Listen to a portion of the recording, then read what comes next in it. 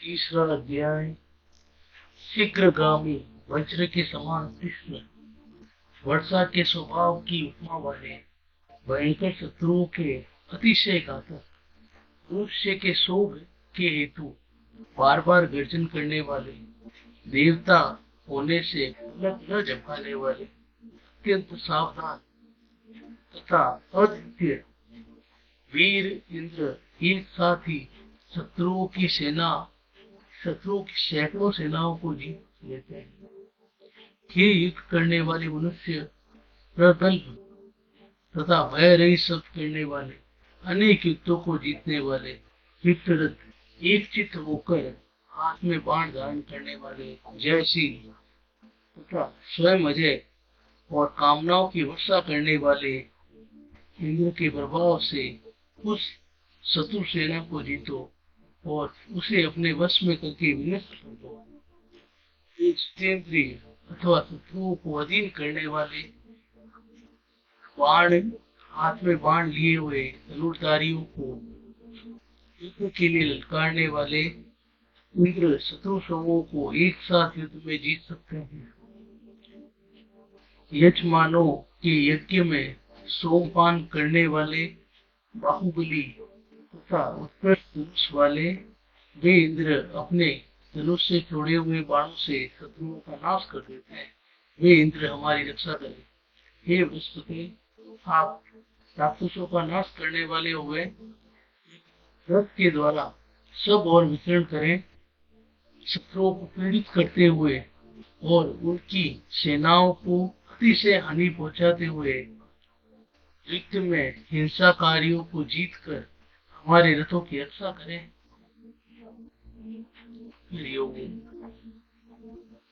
हे इंद्र, आप दूसरों का बल जानने वाले अत्यंत पुरातन अतिशय शूर महाबलिष्ठ अन्नवान युद्ध में क्रूर चारों तरफ से वीर योद्धाओं से युक्त सभी ओर से परिचारकों से आवृत बल से ही उत्पन्न स्तुति को जानने वाले तथा शत्रुओं का तिरस्कार करने वाले हैं।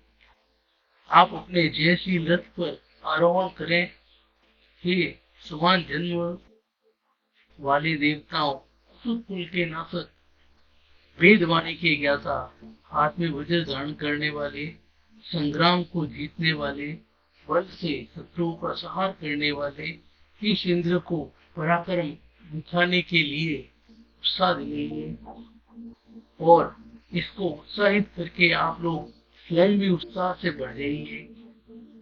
शत्रुओं के प्रति दयाहीन पराक्रम संपन्न अनेक प्रकार से क्रोध युक्त अथवा सैकड़ों यज्ञ करने वाले दूसरों से विनष्ट न होने योग्य शत्रु सेनाओं का संहार करने वाले तथा किसी भी प्रकार किसी के भी द्वारा प्रहरित न हो सकने वाले इंद्र संग्रामों में असुर कुलों का एक साथ नाश करते हुए हमारी सेना की रक्षा करें।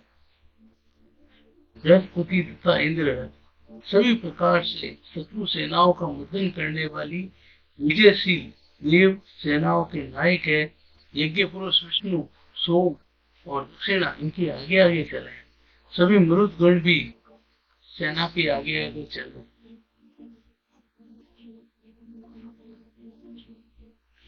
महानुभाव सारे लोगों का नाश करने की सामर्थ्य वाले विजय तथा विजय पाने वाले देवताओं, 12 आदित्यों, मरुद गणों, कामनाओं की वर्षा करने वाले इंद्र तथा राजा वरुण की सभा से जय जयकार का शब्द उठ रहा है। हे इंद्र, आप अपने शस्त्रों को भली प्रकार सुसज्जित कीजिए, मेरे वीर सैनिकों के मन को हर्षित कीजिए। हे रत्ननाशक इंद्र, अपने घोड़ों की गति को तेज कीजिए। विजयशील घोड़ों से जय घोष का उच्चारण हो। शत्रु की पताकाओं से हमारी पताकाओं के मिलने पर इंद्र हमारी रक्षा करें। हमारे बाण शत्रुओं को नष्ट कर उन पर विजय प्राप्त करें। हमारे वीर सैनिक शत्रुओं की सेनाओं से श्रेष्ठता प्राप्त करें। ये देवगण, आप लोग संग्रामों में हमारी रक्षा कीजिए। ये शत्रुओं के प्राणों को कष्ट देने वाली व्याधि इन वैरियों के चित्तों को मोहित करती हुई इनके शिरों आदि अंगों को ग्रहण करो पश्चात दूर चली जाओ और पूरा उनके पास जाकर उनके हृदय को शोक से दग्ध कर दो। हमारे शत्रु घने अंधकार से छन्न हो जाए। वेद मंत्रों से किए हुए हे बाण ब्रह्मास्त्र मेरे द्वारा प्रक्षिप्त किए हुए तुम शत्रु सेना पर गिरो। शत्रु के पास पहुंचो, उनके शरीरों में प्रवेश करो। इसमें से किसी को भी जीवित ना।